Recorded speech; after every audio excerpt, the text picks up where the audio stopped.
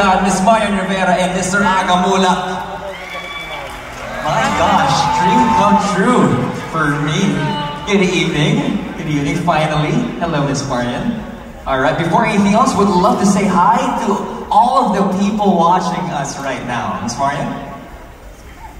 Hello, good evening everyone. Excited na ba kayo? Kung sino mapipili namin?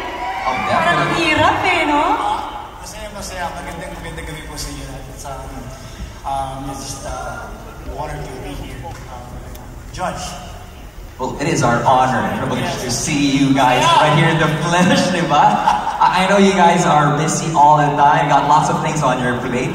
Pero ano ba yung mga ilan sa pinagkakaabalahan nyo ngayon? Ladies first, of course. Super body. Super body.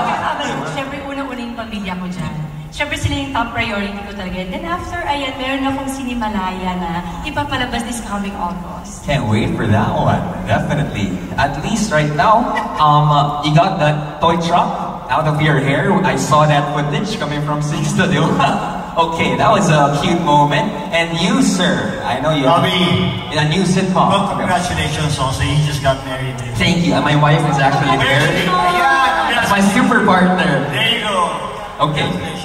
Thank you. We just started doing our sitcom for the family. I'm finally working with my wife and my 2 kids. And then aside from that, we're going to start filming this August, September for the Metro Manila Film Festival.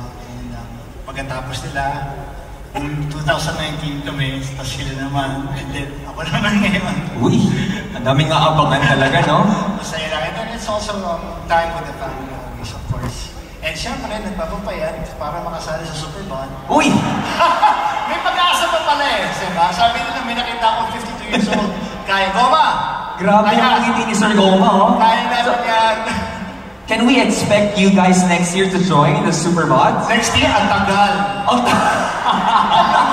Kailan ba pwede magsimula? Next month, ulitin namin to. You've heard it from my favorite doctor himself, Doc Aga. Thank you. Okay, pero syempre, we go back to family and priority talaga ang family, no? But now you are part of this growing family with Century Tuna. Right now, you've been selected as the judge. Can you take us to that moment? Ano ba yung naging proseso at pakiramdam nung nag-contact kayo or kinontak kayo ng Century Tuna to be the judge for the evening?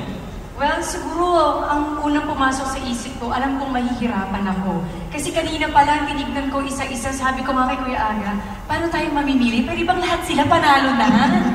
Kasi ang parang pinaghandaan, nakaka-inspire. Tapos behind that, may mga kwento sila eh.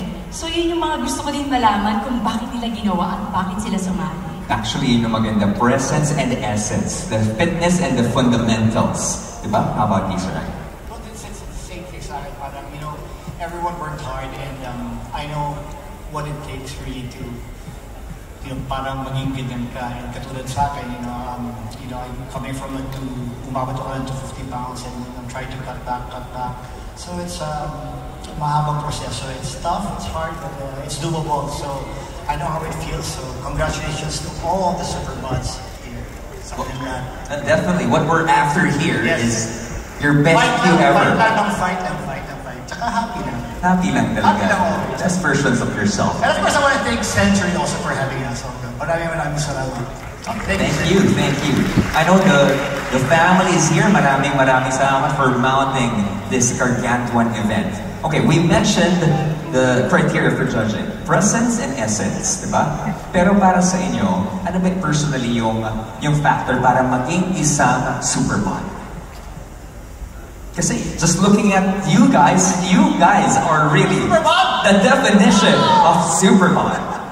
Last point naman talaga kung paano nila pinaghandaan yung mga katawan nila, pag-exercise and pagda-diet. Siguro para sa akin, kung paano nila dinala yung sarili na, kung paano sila magbibigay inspirasyon sa ibang tao na gawin yung ginawa nila. Para sa akin, mahal. Inspiration talaga. Ganun talaga. Hindi na sasabihin ko. Ganun talaga. Hindi na sasabihin ko, pareho talaga. It's really hard work for all of them, and pinag-uusapan ko mga kaina, sinabi ko kaina parang kailangan seryosoy yung pag-judge talaga dito dahil, everyone worked really hard. Yes. And it'll change their lives also if you win. And even if you don't win, panalo ka na agad because of how you took care of yourself.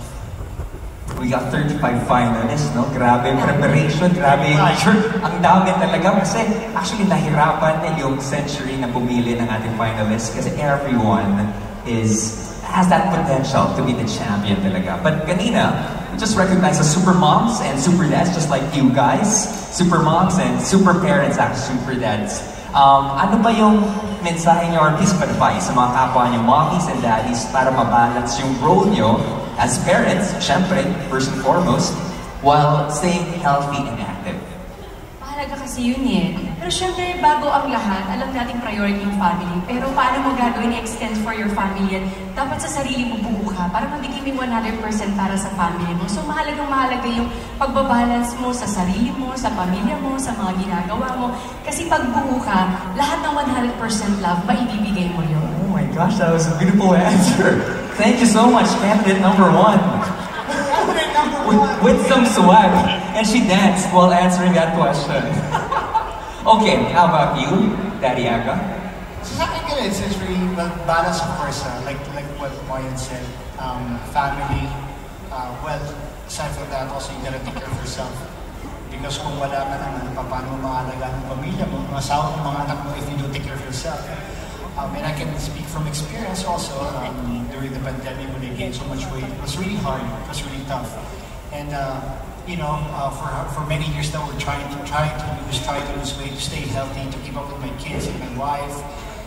And it's been a tough journey, but ang gusto ko lang sabihin sa lahat is never stop, you know, parang sige lang, just fight, just keep on fighting, never surrender. Because there's light at the end of the tunnel always. You gotta look forward and move forward. And we're getting there. Goma. Diba? Ayun na. Ganito ang mga edad natin, diba? 50s. Been there, done that. But always step forward. Move forward. Move forward because you do this for yourself and then everyone around you becomes okay. Oh, thank you so much. And thank you for that quick conversation. Please put your hands together for Miss Marian and Sir Aga Mula.